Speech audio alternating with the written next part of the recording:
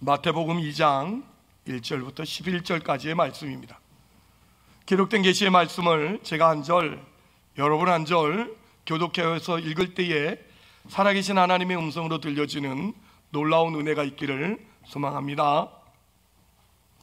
헤로드 왕 때에 예수께서 유대 베들레헴에서 나심에 동방으로부터 박사들이 예루살렘에 이르러 말하되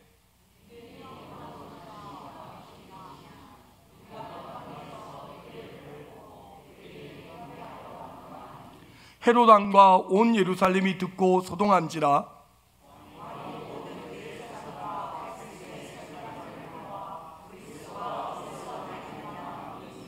이르되 유대 베들레헴이오니 이는 선지자로 이렇게 기록된 바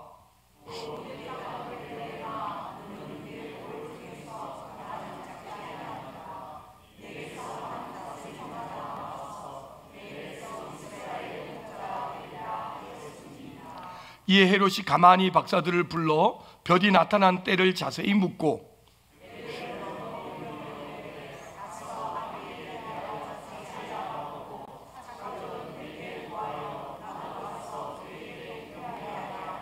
박사들이 왕의 말을 듣고 갈새 동방에서 보던 그 별이 문득 앞서 인도하여 가다가 악이 있는 곳 위에 머물러 서 있는지라.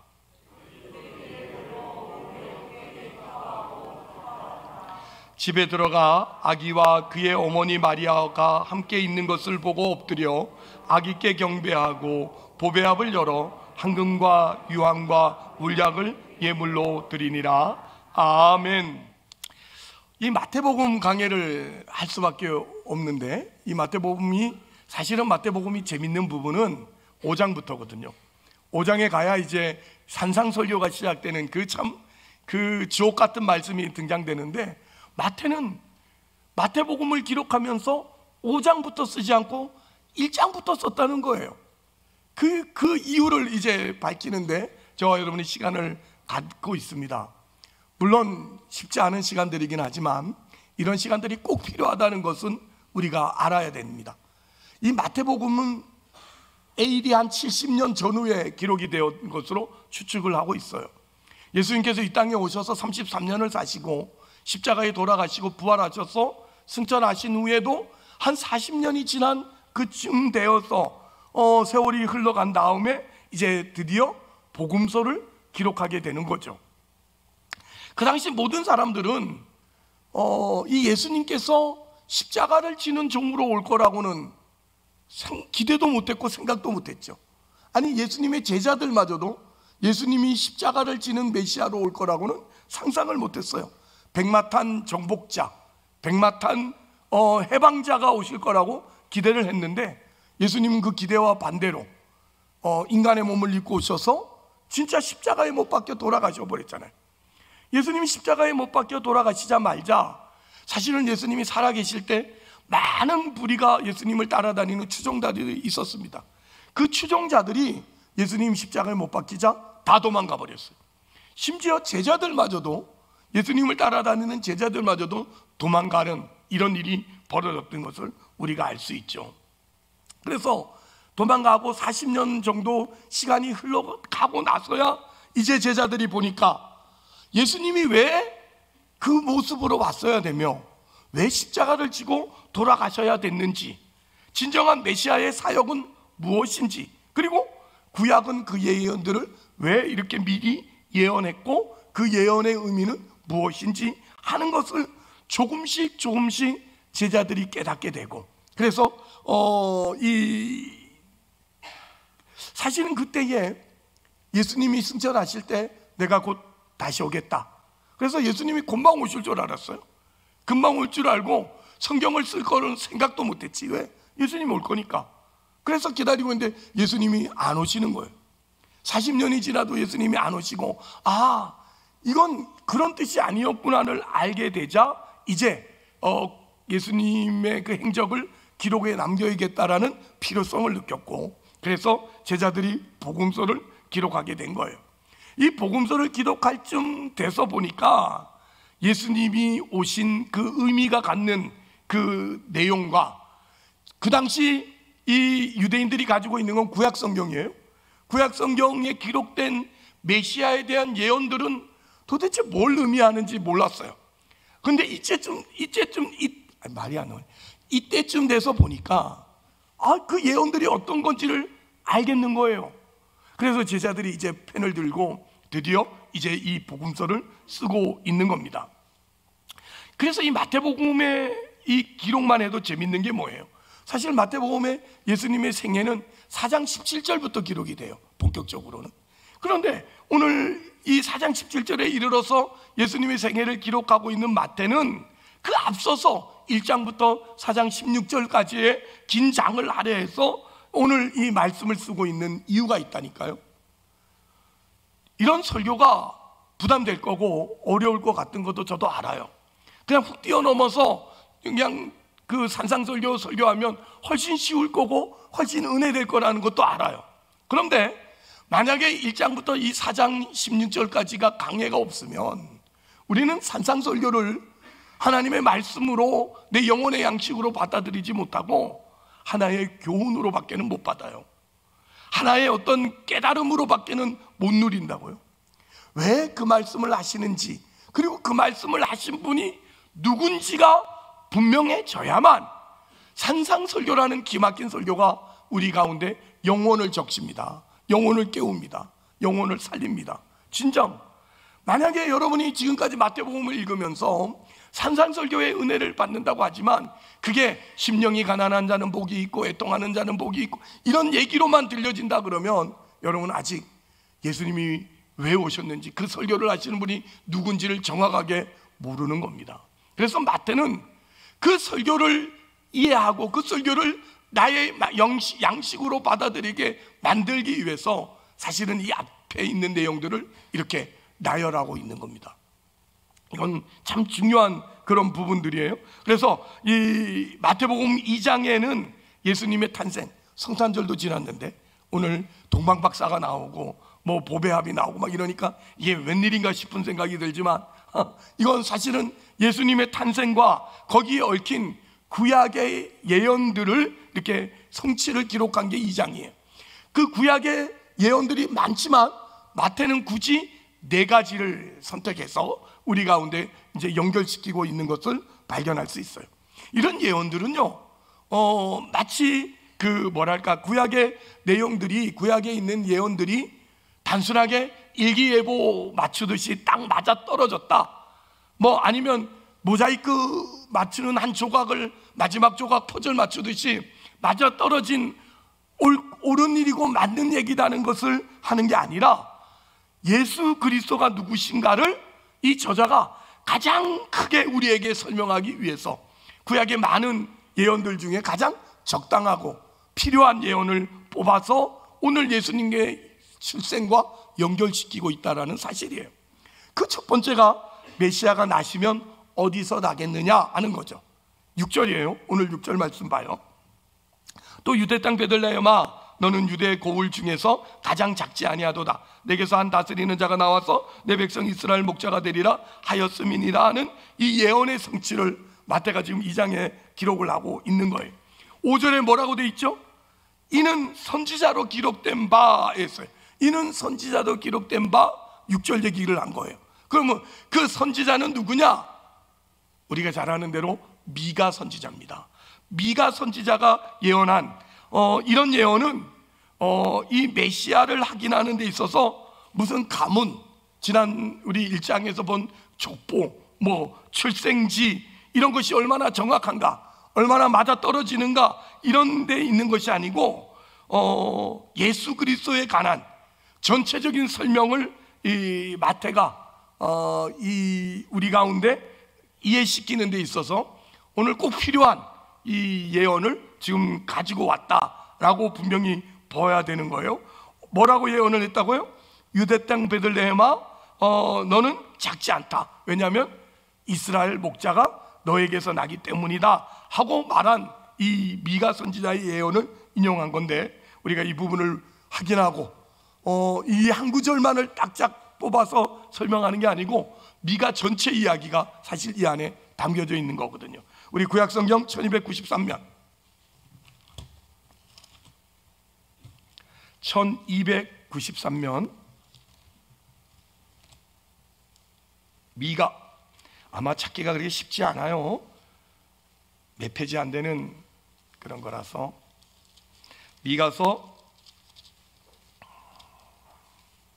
3장, 미가서 3장 9절이에요. 야곱 족속의 우두머리들과 이스라엘 족속의 통치자들 곧 정의를 미워하고 정직한 것을 굽게 하는 자들아, 원하노니 이 말을 들을지어다. 시온을 피로 예루살렘을 제약으로 건축하는도다. 그들의 우두머리들은 뇌물을 위하여 재판하며 그들의 제사장은 싹을 위하여 교훈하며 그들의 선지자는 돈을 위하여 점을 치면서도 여호와를 의뢰하여 이르기를 여호와께서 우리 중에 계시지 아니하냐, 재앙이 우리에게 임하지 아니하리라 하는도다. 이러므로 너희로 말미암아 시온은 갈아엎은 밭이 되고 예루살렘은 무더기가 되고 성전에 사는 수풀의 높은 곳이 되리라. 아멘. 미가 선지자가 예언한 건데, 미가 선지자라는 이름의 뜻은, 미가는 사실은 미가 야후라는 줄임말이에요. 미가 야후를 줄임말인데, 미가 야후라는 말은 누가 하나님과 같으랴, 이런 뜻이에요. 누가 하나님과 같으랴. 이 미가 선지자가 활동했던 시대는 우리 지지난주에 보았던 아하스 왕 때 활동했던 선지자예요. 그때 활발하게 활동했는데, 아하스 왕 때 활동했던 선지자가 누구였죠? 우리 지지난주에 보았던 이사야 선지자. 이사야 선지자가 아하스 왕 때 활동을 했고, 또 호세아 선지자가 그 당시 활동을 했어요. 이 이사야나 호세아 선지자는 대체로 그 이스라엘의 그 높은 지위를 가진 왕이라든지 정치적 지도자들을 앞세워서 그들 앞에 예언을 했던, 활동을 했던 선지자예요. 반대로 이 미가 선지자는 같은 동시대에 활동을 했지만 일반 서민들, 백성들 앞에서 활동을 했던 선지자가 이 미가 선지자예요. 그래서 결국 이 공의를 시행하지 않고 하나님을 섬긴다고 하면서 불의를 행하는 모든 이스라엘 백성들의 죄를 지적하는 이 사역을 미가가 맡았죠. 특별히 사회적 정치적 지위를 얻고 이렇게 사리사욕을 채우기 위해서 가난한 자들을, 힘없는 자들을 착취하는 그런 자들에 대한 심판을 하고 있는 거예요. 호세아와 이 이사야는 왕들, 제사장들, 정치인들, 이런 사람들을 이렇게 얘기를 했다면, 아까 말한 것처럼 미가 선지자는 뭐랄까요, 그 조그만 사회적 지위 하나 가지고 가난하고 힘없는 고아와 가부를 착취하는 그런 사람들을 이제 지적하는 그런 일을 하고 있는 거예요. 미가가 뭘 얘기하느냐면 12절 말씀 다시 봐요. 이렇게 돼 있어요. 이러므로는 뭐죠? 너희가 불의하고 너희가 정직하지 않고 하나님의 공의를 나타내지 않았으므로, 이거예요. 이러므로 너희로 말미암아 시온은 갈아엎은 밭이 되고 예루살렘은 무더기가 되고 성전에 사는 수풀의 높은 곳이 되리라는 심판을 해요. 이스라엘은 이렇게 갈아엎은 밭같이 되어진겼다고 말씀을 하는데, 4장을 한번 가봅시다. 지금 3장을 봤으니까 한 장 더 넘겨서 4장 6절, 미가가 하는 말이 뭔지를 먼저 이해를 해야 돼요.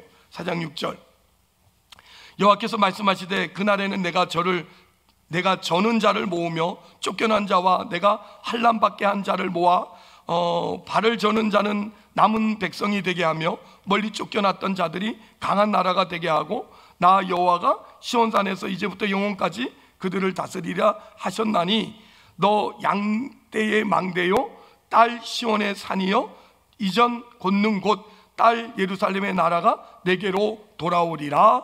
아멘. 그러니까 분명히 심판을 명했는데 그들을 이제는 그 갈아엎은 밭처럼 만들겠다고 했는데, 금방 4장에 가서 어떻게 한다고요? 그들을 돌아오게 만들겠다고요.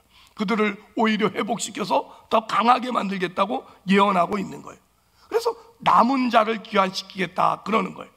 남은 자, 우리 생각할 수 있어야겠죠? 뭐죠? 우리 지지난주에 이사야 예언을 통해서 예수님이 오시는데 그 이름이 뭐죠? 예수님의 이름이 뭘로 오시죠? 임마누엘로 오셔요. 임마누엘의 뜻이 뭡니까? 하나님이 우리와 함께 계시다. 하나님이 우리와 함께 계시는데 그 임마누엘은 뭐부터더라고요? 수알 야순 먼저였다고요. 수할 야습이 뭐였냐, 뭐 이런 얘기들을 이제 해나는 것을 기억하십니까? 임마누엘은 하나님이 우리와 함께 계시는 건데, 그 임마누엘의 예언이 이루어지는 것은 이사야 선지자가 두 아들을 낳아요.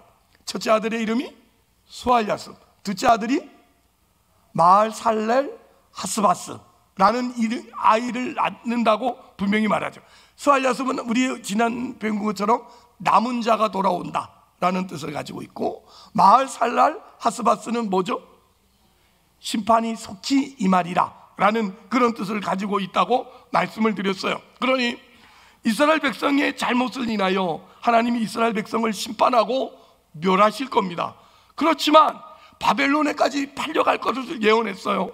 아예 나라가 망하고 바벨론의 포로가 될 것까지도 예언을 했는데, 바벨론 포로가 되는 것을 분명히 말씀하셨습니다마는 어떡하죠? 그건 심판에서 없애고자 함이 아니라 어떻게 한다고요? 하나님의 백성을 정화시켜서 그들을 남은 자로 돌아오게끔 하기 위함이다, 이런 말이었어요.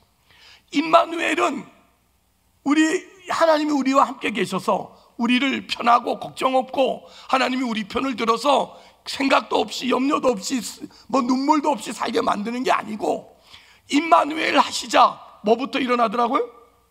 수알야수, 남은 자로 만들더라. 남은 자라는 것은 살아남은 자, 이게 아니고 사실은 정확하게 말하면 탈곡기 안에 들어간 곡식이에요. 여러분, 추수를 해서 탈곡기를 돌리면 어떡하죠? 알갱이가 다 떨어지죠. 그 알갱이를 탈곡기에 집어넣으면 껍질이 벗겨집니다. 껍질이 벗겨져서 현미, 백미, 이밥 이런 걸 만들어내듯이 그렇게 정화되는 겁니다.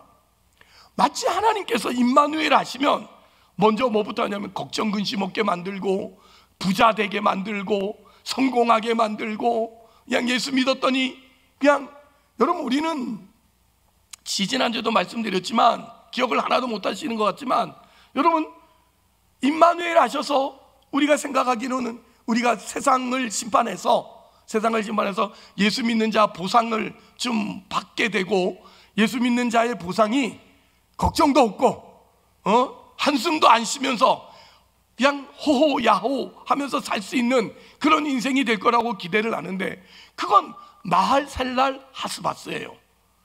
마할 살랄 하스바스는 뭐 다음이에요?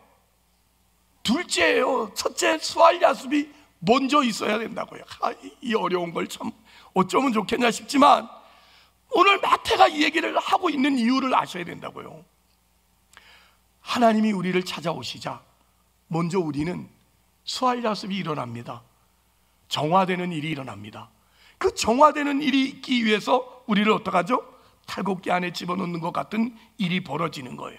그러니 임마누엘, 즉 하나님의 기름 받은 종이, 메시아가 이 땅에 와서 우리 편을 들어서 상대방, 이 세상을 대적하고 이 어떤 우리를 편하게 살고 우리를 성공하는 자로 만드는 일을 전부로 삼지 않고, 우리를 먼저 죄로부터 꺼내는 일, 거룩하게 만드는 일을 우선한단 말이죠. 그게 하나님이 하시는 일이라 이거예요. 그래서 예수님이 오셔서 뭐를 지셔요? 십자가를 지시는 겁니다. 아무도 기대하지 못했고 아무도 상상하지 못했지만 예수님이 오셔서 십자가를 지는 일을 먼저 하셨어요. 그리고 예수님을 믿은 다음에도 우리가 편안함이라든지 형통함이라든지 이런 것들이 금방 오지 않고 고단한 인생이 우리를 기다리고 있는 것, 예수를 믿었는데도 불구하고 여전히 힘들고, 예수를 믿는데도 불구하고 여전히 어려운 인생이 유지되고 있는 그런 일들은 우리가 수알야습, 정화되는 일이 있어야 되고, 그 정화되는 기간이 필요하기 때문에 하나님께서 우리에게 이런 일들을 이루신다 이거예요. 어려움을 주고 아픔을 주고 눈물을 주고 한숨을 주는 겁니다. 그런 것들을 통해서 비로소 하나님께서 우리를 정화시킨 다음에, 남은 자가 되게 한 다음에 비로소 이 세상을 종식시키고 악한 이 세상의 세력을 심판하고 그 백성들을 모아서 영원한 나라로 입성시킬 것이다 마할셀랄 하스바스 이렇게 나오는 겁니다. 저만 신이 났어요? 하나 알아듣는지 모르겠어요. 하여튼 왜 이런 설교를 해야 되냐면 마태가 이걸 하고 있기 때문인 거예요. 이걸 모르면 우리는 마태복음에서 나오는 그 주옥 같은 설교들이 왜 나오는지를 모르게 된다니까요. 그래서 오늘 미가도 전부 그 얘기예요. 이스라엘 백성이 죄를 지적해요. 너희가 포로가 되리라 그래요. 너희가 남은 자를 내가 포로가 되었지만 불러오게 할 것이다. 그래서 미가가 미가서를 쓸 때 이스라엘이라는 나라가 형통하지 않았습니다. 정말 절망밖에 없는 아하스가 왕이었잖아요. 아하스는 어떻게 했죠? 야, 이사야가 와가지고 야, 징조를 구해라. 그러면 그때는 아하스 유다가 어떤 형편에 있었죠? 북이스라엘과 또 아람 군대가 연합을 해서 이 남유다를 쳐들어온 거예요. 쳐들어왔을 때 이 아하스가 벌벌 떨면서 사시나무 떨듯 떨었다 그랬잖아요. 그럴 때 이사야가 가서 뭘 떨고 있느냐고, 하나님이 함께 계신다고 그랬더니 못 믿어요. 못 믿으니까 그럼 징조를 그래라 했더니 난 징조 구하지 않겠습니다. 믿음이 있어서가 아니라 뭐죠? 이미 애굽에다가 하친을 요청한 때였어요. 애굽을 의지한 거예요. 세상을 의지하고 있는 거예요. 그래서 이사야가 뭐라 그럽니까? 당신 애굽을 의지한 거 잘못한 거예요. 이 일이 반드시 이루어질 거라는 것을 하나님이 징조를 보여주실 텐데, 그 징조가 뭐였죠? 보라, 처녀가 잉태하여 아들을 낳을 것이니라였어요. 그 실질적인 일이 이사야가 아들을 낳은 거예요. 그 아들이 스알야습이었습니다. 그리고 둘째 아들이 마할셀랄 하스바스였다고 말하는 거예요. 그러니 아하스가 자기 마음대로 하나님을 의지하지 않고 애굽을 의지하는 바람에 이 유다는 정말 풍전등과 같은 그런 형편에 있을 때 미가가 오늘 이 글을 쓰고 있는 거예요. 이런 일이 일어나고 어려움 속에 있을 때 어떡하죠? 하나님이 이스라엘 백성을 참다운 백성으로 정화시키는 그 수순이 바벨론 포로까지 팔려가는 일을 준비해 놓은 거예요. 어려운 일을 분명히 준비해 놓은 거예요. 물론 아하스나 이스라엘 백성이 순종했더라면 포로로 잡혀갈 일이 없죠. 포로로 잡혀갈 일이 없어요. 그러나 저는 오늘 여러분에게 말씀드리고 싶은 겁니다. 불순종을 하여서 결국 포로로 잡혀가는 일이 일어났다 할지라도 그 불순종을 하여도 그것으로 포기하거나 버리시지 않고 그 불순종한 것으로 벌을 내리시되 어떻게 해요? 그것마저도 정화되어 나오는 과정이 되게 하사 하나님은 결국 이 백성으로 자기 백성을 만들어 영원한 나라를 세우실 것이다. 이게 미가가 한 말이에요. 정말 중요하지 않습니까? 여러분, 우리가 이 말씀을 믿고 아는 것과 그저 열심히 믿는 것은 다른 겁니다. 여러분이 이 사실을 인정하고 하나님을 고백하고 오늘 믿음 생활하는 것과 그냥 믿습니다로 신앙생활 하는 것과는 다른 겁니다. 오늘 이 말씀이 여러분의 말씀 되기를 주의 이름으로 축복합니다. 함께 읽읍시다. 시작.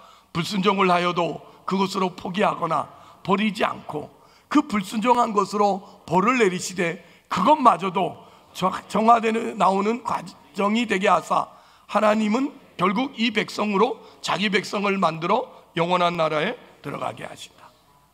아멘. 여러분, 그러니까 뭐라고 말씀하죠? 이제 나오는 말이 뭐예요?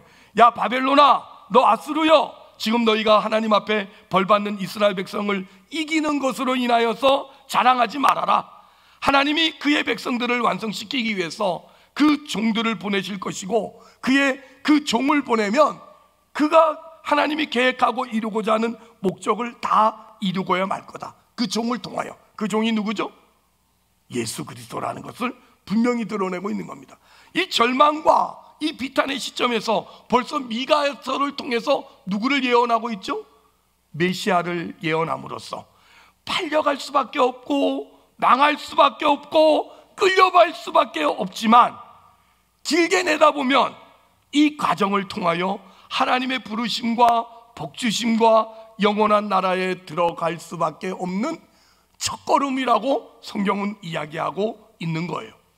오늘 우리가 예수 믿고 살면서 이런저런 어려움을 겪는 것 힘들죠. 그런 일 없었으면 좋겠죠. 그러나 그런 어려움과 힘든 일들은 하나님의 영원한 나라 거룩한 백성이 되는데 첫걸음이지 그게 우리를 망하게 하거나 그게 우리를 끝장내는 그런 일은 없다 이 말입니다.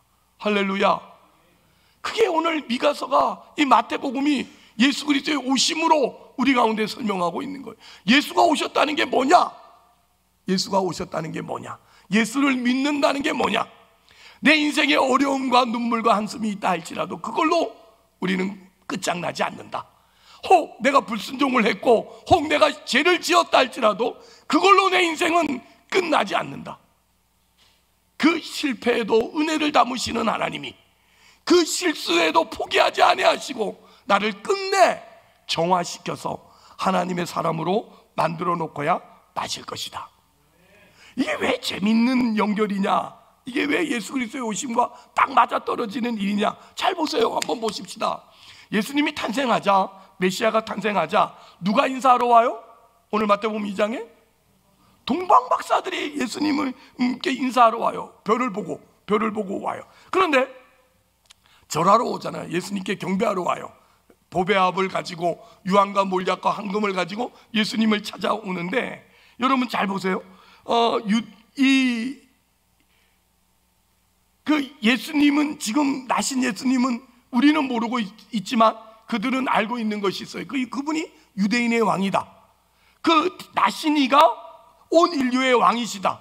영원한 나라와 평강의 왕이고 또 복된 나라를 이루실 분이라는 걸 알고 별을 따라서 경배하러 오는데, 그 별이 어디로 인도하죠? 예수님이 나신 곳으로 인도하는 게 아니라 어디로 인도를 합니까? 헤롯 왕 앞으로 인도를 한다는데 오늘 재미가 있는 거예요. 마태가 굳이 이 얘기를 하고 싶은 거예요. 여러분, 바로 예수님이 나신 베들레헴으로 인도하는 게 아니라 어디로 인도한다고요? 헤롯 왕 앞으로 인도해요. 헤롯이 누구죠? 지금 유대를 다스리고 있는 세상 왕이에요. 헤롯 왕에 가서 뭐라고 말하냐면 유대인의 왕이 나셨는데 그분이 어디 있습니까? 이렇게 묻는 거예요. 지금 헤롯은, 여러분 사실 헤롯이요, 재밌는 게 뭐냐면 헤롯은 유대인이 아닙니다. 헤롯은 에돔 사람입니다. 에돔 사람이라는 건 누구죠? 에서의 후예잖아요. 이스라엘은 누구의 후예죠? 야곱의 후예예요. 에서와 야곱이 쌍둥이로 태어났지만 둘이 갈라졌어요. 그래서 에서는 이방인이 되고 야곱은 하나님의 자녀가 돼요. 그죠? 그래서 이스라엘은 야곱의 후예예요. 근데 오늘 이 헤롯 왕은 에돔의 후예예요. 그러니까 이방인이라고요. 이방인이 그 당시 이스라엘을 점령한 로마 황제와 인맥이 있어서 그 인맥으로 말미암아 유다를 다스리는 왕이 되어 있는 거예요. 그런데 그런 왕에게 와가지고 동방박사들이, 그것도 평민이 아니고 나 같은 인간도 아니고 박사들이, 별을 연구하는 박사들이 와가지고 유대인의 왕이 어디 나셨냐고 물으면 여러분은 놀랄까 안 놀랄까요? 놀래고 자빠지고 난리 났죠. 아니 그렇지 않아도 좋은데, 왜냐하면 같은 민족이 아니니까. 일만 있으면 다른 민족이 이방인이 우리의 왕이라는 것 때문에 늘 골치를 썩고 있는데, 동방박사들이 와가지고 유대인의 왕이 나셨는데 그분이 어디 있냐고 물으니까 놀라는 일이죠. 그리고 그 당시 왕은 어떻게 낳는 거죠? 세습이지 않습니까? 세습. 그러면 헤롯의, 유대인의 왕은 헤롯의 아들이 낳아야 되는데 헤롯은 아들을 낳은 적이 없거든. 근데 동방박사들이 와가지고 유대의 왕을 찾으니까 헤롯이 놀랄 수밖에 없죠. 여러분, 이게 지금 굳이 이 가운데, 우리 가운데 쓰고 있는 일이에요. 그래서 헤롯이 선지자들을 불러요. 야, 메시아가 나면 어디서 나냐 했더니 미가 선지자의 예언을 가지고 베들레헴에서 납니다. 이렇게 얘기를 하는 거예요. 마태복음 2장의 말씀이 그러니까 미가가 예언한 대로 과연 메시아가 베들레헴에 났다라는 지명을 맞추는 게 있는 것이 아니라고요. 하나님의 약속이 오늘까지 이루어져서 그걸 맨 먼저 누구 앞에 선포를 한다고요? 헤롯 왕 앞에 선포를 해요. 하나님을 인정하지 않고 하나님을 거역하는, 하나님의 계획과 전혀 상관없이 사는 영적 적대자인 세력 앞에 예수 나심을 가장 먼저 선포하고 있는 거, 이게 뭘까 하는 거. 이게 뭘까? 이게 예언대로, 약속대로 이 왕이 나셨다는 것을 선포하는데 세상 권세에 대해서 가장 먼저 말을 하는 거예요. 어떤 말을 해요? 어떤 말을? 이거 참 지난주에 말씀드렸던 것처럼 이사야 8장 말을 그대로 하고 있는 거예요. 한번 봅시다. 기억해 주시길 바라면서 이사야 8장 1절 제가 읽어보겠습니다. 여호와께서 내게 이르시되 너는 큰 소판을 가지고 그 위에 통용 문자로 마을살랄 하스바스라 쓰라. 내가 진실한 증인 제사장 우리야와 여벨의 기야의 아들 스가랴를 불러 증인하게 하고 증언하게 하리라 하시더니 내가 내 아내를 가까이 하며 내가 임신하여 아들을 낳을지라. 여호와께서 내게 이르시되 그 아들의 이름을 그의 이름을 마을살랄 하스바스라 하라. 이는 이 아이가 내 아빠 내 엄마로 부를 줄 알기 전에 다메섹의 제물과 시리아의 노략물이 아수르 왕 앞에 옮겨질 것임이라 하시니라. 여호와께서 하신 내게 말씀하여 이르시되 이 백성이 천천히 흐르는 실로아 물을 버리고 르신과 르말리아의 아들을 기뻐하느니라. 그러므로 주 내가 흉흉하고 창이란 큰 하수 곧 아수르 왕과 그의 모든 위력으로 그들을 덮을 것이라. 그 모든 골짜기가 차고 모든 언덕에 넘쳐 흘러 유다에 들어와서 가득하여 목에까지 미치리라. 임마누엘이여 그가 펴서 날개가 내 땅에 가득하리라 하셨느니라. 아멘. 이사야가 지금 뭐라고 그랬다고요? 지금 쳐들어오는 아람 왕 북이스라엘을 두려워하지 마세요. 왜냐하면 하나님이 저들을 쳐엎어서 그들을 패하게 하실 거고 이스라엘을 점령하지 못하게 만들 겁니다. 이렇게 만들었죠. 그래서 그 두 나라는 실질적으로 아수르라는 나라에 망해요. 북이스라엘도 아람도 아수르에 망합니다. 그러나 이 아수르가요, 하나님이 쓰시는 이 교만한 것들은 늘 그럴 수밖에 없어. 아수르가 하나님의 도구로 사용해서 이 북이스라엘과 아람을 쳐서 이겼잖아요. 그러면 거기서 멈춰야 되는데 이들이 하나님 앞에 또 대적을 하죠. 자기가 하나님인 줄 알고 하나님을 이긴 줄 알고 이제는 남유다를 치러 오는 거예요. 남유다를 치러 오는 이 일을 인하여서 이 아수르가 망하게 될 것을 말하는데, 이 아수르가 어떤 위력을 갖냐면 홍수가 나서 유다가 물이 어디까지 차오른다고요? 모강지까지.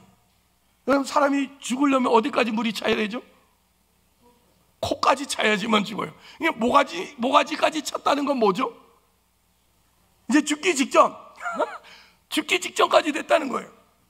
예수를 믿는데 이왕 아수르를 무찌치려면 이놈 이러면 끝날 걸 왜 모가지까지 물이 차서 위기를 겪게 만드냐고요. 왜? 수알 야수 때문이라는 걸 설명하고 있는 거잖아요. 그러나 망합니까? 안 망합니까? 모강지까지 차서 안 망한다고요. 하나님이 다시 이기게 하셔서 마할셀랄 하스바스를 일으킴으로 말미암아 그 나라를 다시 멸망시키고 하나님이 회복시키는 일이 일어날 것을 말씀하고 있는 거예요. 그래서 임마누엘, 하나님이 유다와 함께 하시기 때문에 아수르가 유다를 이기지 못한다. 그래서 오늘 금주에 외울 말씀을 제가 9절 10절을 적어놨어요. 이사야 8장 9절 10절 여러분 띄워지나요?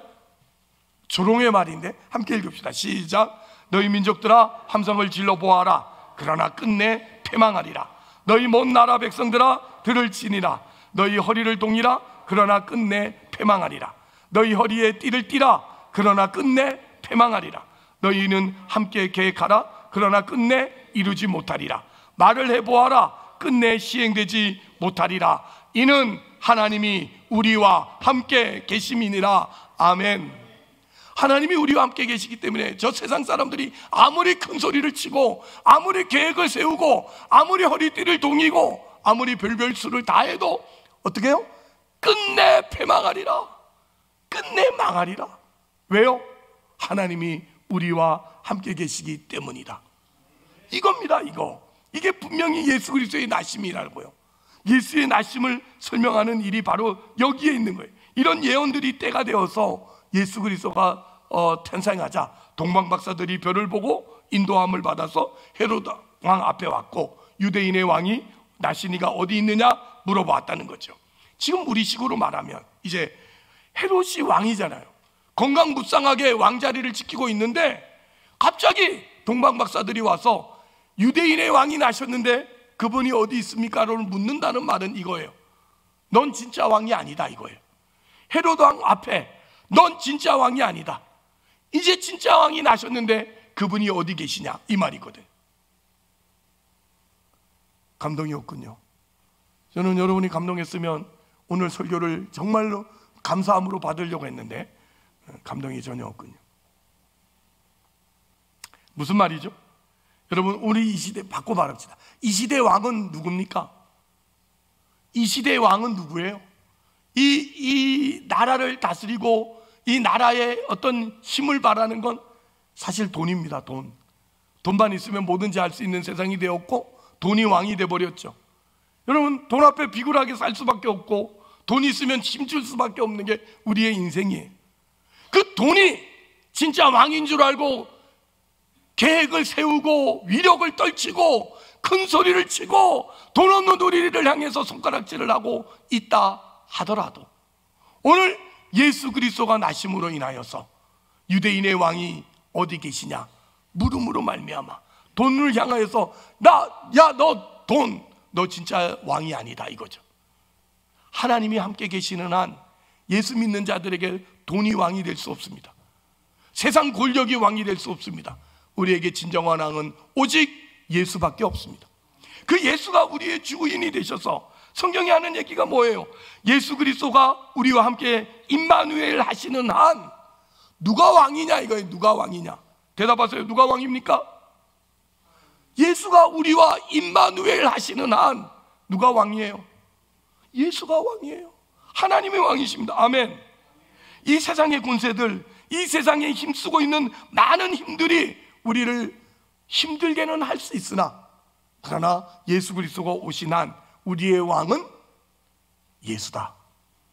우리가 믿는 예수가 나의 왕이다. 그분이 계신 한 우리는 수알 야습이 되고 마할셀랄 하스바스가 이루어질 거다. 이게 지금 얘기하고 있는 거예요. 우리 잠시 지금의 삶의 현장 속에서 고난을 받고 눈물이 있고 애통하는 것이 있고 갈등이 있다면 그건 우리를 망하게 하는 일이 아니라 뭐다? 거룩을 위한 가정일 뿐이다. 아멘. 우리 그런 믿음을 가지고 이것이 다 완성되면 하나님이 어떻게 하신다고요? 드디어 마할셀랄 하스바스 그 아이가 태어나서 엄마 아빠 하기 전에 이 세상에 심판이 임할 거라고요.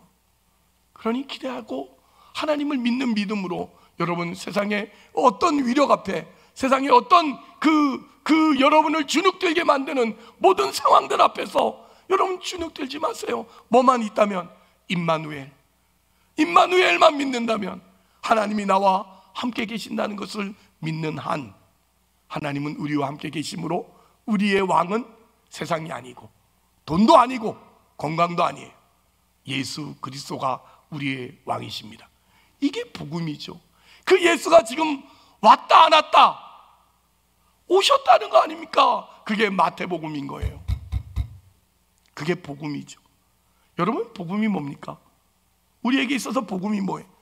옛날 6.25 때 이제 다 망해서 이제는 졌다 이젠 끝났다 싶을 때 어떻게 해요? 인천 상륙작전이 성공했다는 소리를 듣는 것 같이 이게 복음이죠. 옛날 그 김구 선생님하고 조만실 선생님이 어떻게 할 줄 몰라서 벌벌 떨고 있을 때 일본의 원자폭탄이 떨어졌다는 소식을 듣는 게 복음이죠. 오늘 우리가 이렇게 어렵고 힘든 인생을 산다 할지라도 예수 그리스도가 나셨다라는 것이 복음입니다. 그분이 나심으로 우리와 함께 계시는 거고 그분이 나심으로 저와 여러분의 왕이 되셔서 우리의 인생을 결국 수알야습 먼저 하시지만 그러나 마할살랄 하스바스를 일으키실 거니까 그날이 오면 우리는 영광된 나라에 들어갈 거니까 그날이 오면 우리는 정말 멸류관을 받았을 하나님의 자녀이니까 여러분 믿음 잃지 말고 여러분 오늘의 어려움에 너무 힘들지 말고 지금 우리가 이 중간 지점에 있다는 거 마태가 지금 그 얘기를 하는 거예요. 이 마태복음을 읽는 너희요 너희가 지금 어디 있는 줄 아느냐? 예수님이 오시고 마할셀랄 하스바스가 오기 그 중간에 있는 거다. 그러니 너무 염려하지 마라. 그러니 너무 쫄지 마라. 믿음 지키며 하나님 앞에서 신앙인생을 살아라. 이 복음을 전하고 있는 겁니다. 그러니 오늘 사는 저와 여러분이 이 신자된 특권을 꼭 좀 기억하시고 여러분의 삶이 예수 그리스도와 함께 임마누엘 되신 그 예수님과 함께 자녀라는 이름으로 살고 있는 한 우리의 운명, 우리의 숙명이 하나님 앞에 놓여져 있음을 알고 여러분 담대하게 용기 내어서 믿음을 지키면서 하나님 앞에 감사하면서 살 수 있는 저와 여러분 될 수 있기를 주의 이름으로 축복합니다. 하나님 아버지, 은혜를 감사합니다. 우리 하나님이 우리를 사랑하시며 우리를 위해서 아들을 보내셨나이다. 오신 그가 우리와 함께 계시는 임마누엘이십니다. 지금도 하늘 보좌 우편에서 우리를 위해 기도하고 계시고 우리 대신 십자가를 지셨고 우리와 함께 하시려고 우리를 교회로 부르셨고 또 우리의 머리가 되셨나이다. 그러니 이제 우리가 더 뭘 필요로 하겠습니까? 임마누엘 대신 예수님을 왕으로 모시고 그 예수님과 함께 감사하며 그 예수님과 함께 믿음 지키며 살아갈 수 있는 우리네 생애가 되게 하여 주시옵소서. 오늘 등록카드를 낸 우리 유화자 권사님, 박철환 선생님을 주의 능력 가운데 붙드셔서 하나님의 신실하심을 더듬혀 주시고 임마누엘 되신 예수님과 함께 남은 여생이 더 즐거울 수 있도록 동강교회를 통하여서 더 복을 받을 수 있도록 은혜를 더하여 주옵시고 우리 모두가 하나님의 사랑과 복주심을 확인하고 감사하며 승리하는 우리 모두 되게 하여 주옵소서. 예수님의 이름으로 기도합니다. 아멘.